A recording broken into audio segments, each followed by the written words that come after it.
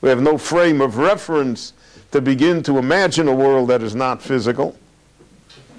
So therefore, the Torah, so to speak, is forced to say, the hand of God smites his enemies, or that the ear of God hears prayer.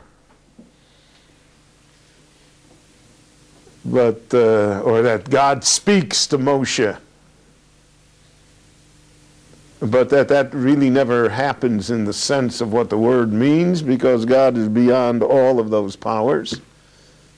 And therefore it's an allegory. It's l'saber es ha'ozen. It's in order to somehow satisfy our ear that we should have some concept of faith and some concept of God. So therefore we talk in those terms, but God is not to be described in those terms. Now, in Eastern Europe, for instance, amongst the masses of the Jews, God was somebody in the house. Yeah, they would talk to him, complain to him. And God was, he was a fixture. I mean, you have it in the Fiddler on the Roof, where Tevius talks to God all the time, right?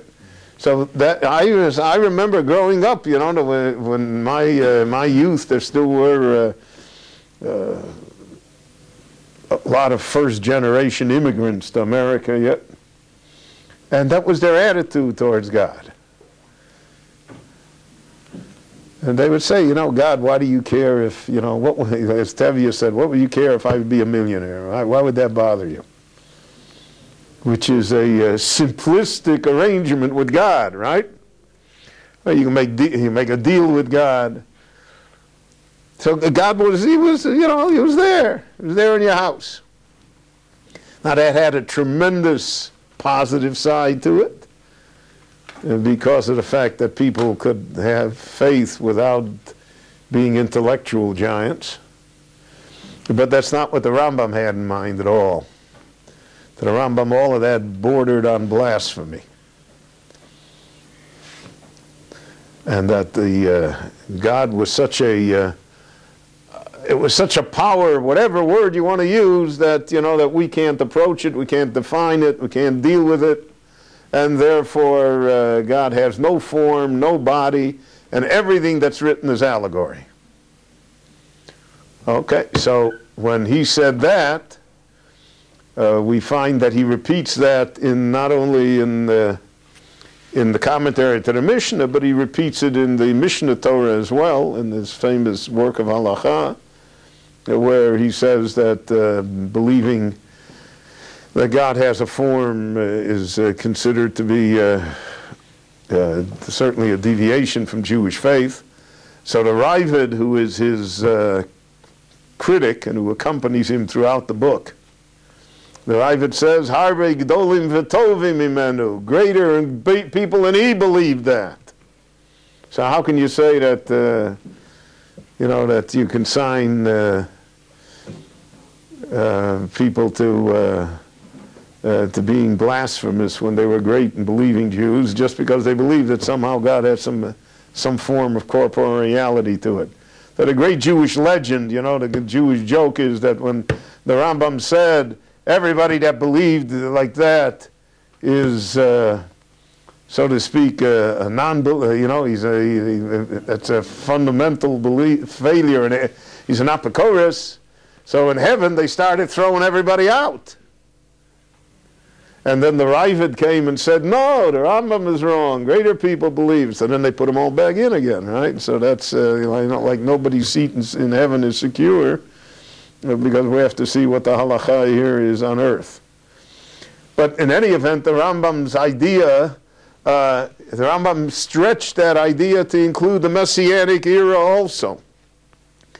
So we have, for instance, the great verse from the Novi Yeshayahu, Vigor Zevim Keves, that the wolf will lie down with the lamb. So the Rambam says that's an allegory. It only means that great powers will not abuse their, great countries, powerful nations will not abuse their power and exploit lesser, weaker groups in the world. But the Rambam says basically that if the lamb will lie down with the wolf, you're going to have lamb chops. The world will not change. It cannot be taken literally, and that the lion will be like the cow. That's not going to happen. Those are all allegories, the Rambam says, to the fact that we'll live in a better world, in a world where might is not always right, and where the exploitation of the weak by the strong will no longer occur. So it's interesting. The Ravid comments on that. He says, what will the Rambam do with the pasuk, with the verse that appears in the Torah, in Parshas B'chukosai, Vashibosi Chayaro Minoretz. There'll be no animals of prey that will eat anymore in the world. So the Ravid says, what does he do with that pasuk? So everybody asks, what do you mean, what does he do? He'll do the same thing with that pasuk he does with everything else. He'll say it's an allegory. He'll say it's not to be taken literally. Why does the Ravid say that? So apparently the interpretation is that the Ravid agreed with him that if you deal with Navi, deal with Nach, with Nevi'im, Ksuvim, there is room to say that what is written there has to be taken allegorically. And therefore, when you say that the lion will become like the cow, or that the wolf will lie down with the lamb, that we can interpret allegorically. But the words in the Torah itself, words that appear in Chumash itself, that the Ravid holds, you can't touch that. You can't say allegory. And the Rambam apparently holds that even there, you can say allegory. So that's a fundamental view, and there's a fault line in the Jewish world today yet regarding how do we view these things. Literalness of stories, of descriptions, of prophecies, how do we view them? And so the Rambam, as you can imagine, this was a matter of discussion and controversy. I'll give you another example, fascinating example, in the 5th parak in Psochim. So the Talmud, the Mishna tells us that there were 6 things that King Chizkiyahu did out of his own volition, 6 major policy decisions. And the Talmud says 3 of them the rabbis agreed with him, and 3 of them they said he was wrong. For instance, he made a leap year, but he made leap year the month of Nisan twice instead of the month of Adar twice.